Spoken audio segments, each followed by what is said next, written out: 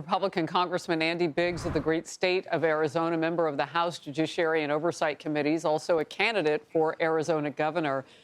You're with me now on a day in which we were about to see if things can get better with regard to illegal immigration and crime there in Chicago. Your top-line thoughts?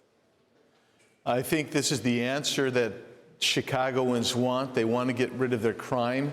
And they've got a governor, they've got a mayor, and they've got Democrat leaders in that state that won't cooperate. In fact, they want to obstruct the law. And they, quite frankly, when you hear Governor Pritzker, he's cavalier about victims of crime. They don't care about the victims of crime. When he says, basically, every place has crime.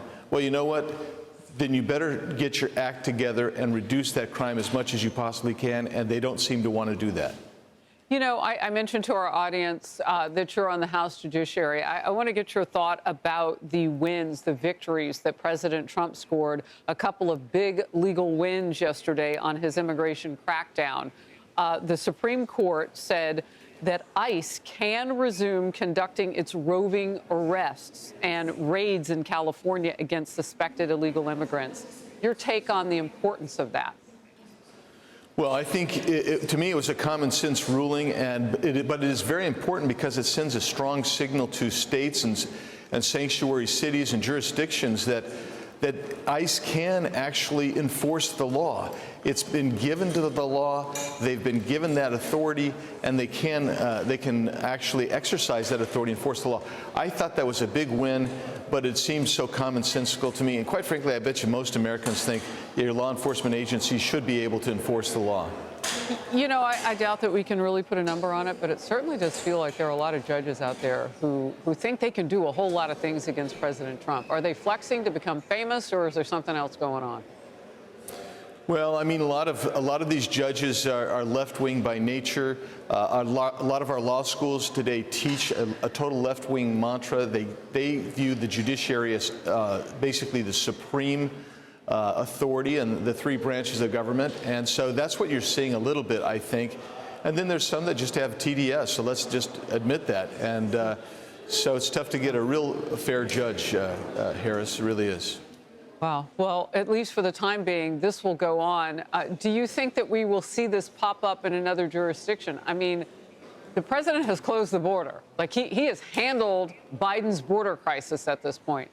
But we have millions of people that must be vetted, and no matter what we do, they keep meeting him at every turn. Yeah, you know what, Harris?